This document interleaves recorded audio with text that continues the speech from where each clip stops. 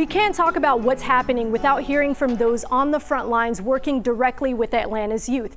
We sat down with 4 impact players in our city, starting with Gary Davis Sr., the founder of Next Level Boys Academy, a group dedicated to mentoring and fostering better futures for young boys and men. Ms. Shakira Rice, the Director of Community Engagement for Clayton County Schools. She's a former principal with more than 20 years of working with students and families. Chief RONALD APPLIN, the Executive Director of Office and Security for Atlanta Public Schools. He formerly served as Fulton County Deputy. And lastly, Jeffrey Gates, a gun violence survivor who now works in Grady Hospital's IVYY. That's Interrupting Violence with Youth and Young Adults program. Let's jump into that conversation with our 4 panelists.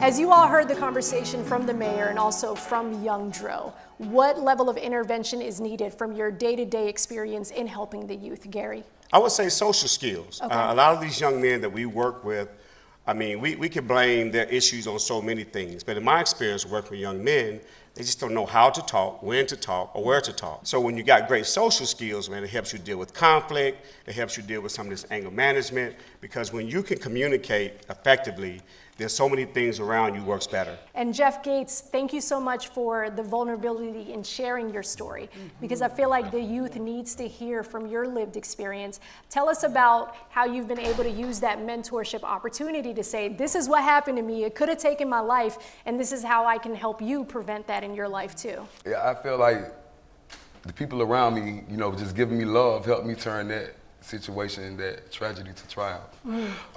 I was just at the gas station, and so as I was walking back to my car, I heard the gunshots, but by the time I heard them, I had already been shot. And it was a real awakening for me, you know, in my life. It made me realize how precious life was. I was in the hospital for 3 months about something that I had nothing to do with. I'm a hospital violence intervention specialist. But what I do is, you know, I go talk to people and I just try to fill them up with love. Right. You know, the doctors in there, a lot of the doctors, they go in there and they all clinical. So they go in there and they heal you up, they patch you up. And then we come in there and we try to patch up your soul, try to give you resources in order to live a different life or a better life. And it really made me feel good to, you know, touch people's lives that look like me. I don't know if y'all familiar with Dr. Smith, but she like my angel. She came in and she stayed with me. And I just feel like that love that she gave me, I was able to transfer that and give that same love to other people, you know what I'm saying, just be there. But she is a person that I felt like I didn't have to answer to, but she was a person that I wanted to answer to. In any situation, there's always a good side. There's always a positive side. And the whole thing, it just depends on how you choose to deal with it when you engage in the situation.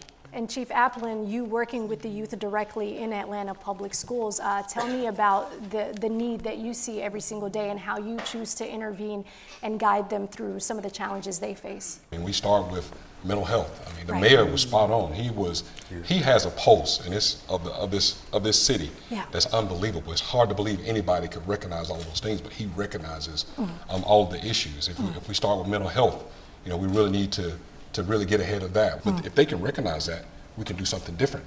Instead of charging a kid with a crime and ruining their lives with a criminal charge, we can look at all the options for them to explore instead of doing things like that. So we talk about mental health. And I think this is a great moment to bring in Ms. Rice. During the pandemic, the efforts that your team in Clayton County took for North Clayton Middle School, where there was a drive-through line that parents could come pick up lunches, to come pick up breakfast. The amount of mentorship that you provided while you were a principal at North Clayton was so impactful that it just took my breath away. Tell me about how you teach with compassion and with grace to kids who oftentimes don't receive it in society. Great question, and thank you again for this opportunity, but you touched on it. I truly believe that every child needs a high five. 5 caring adults outside of their home. You mentioned Ms. Smith, I want to say, Smith. Dr. Smith. She's a surgeon. The surgeon, taking time to speak to you, check on you, show you that she cares, and so in hand, you wanted to please her. You didn't want to let her down because she was pouring into you. She believed in you, so you did not want to let her down. That's true. That's how we do it. We get involved in our kids' lives.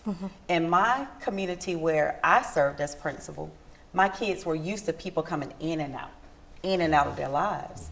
So the teachers I hired, the coaches I hired, the mentor organizations we partner with to come, I had to feel them to understand, to know myself that they were not hit it and quit it type. And I know Greg has been to North Clayton many times to mentor the youth as well, Yes, he's in it. Couple times.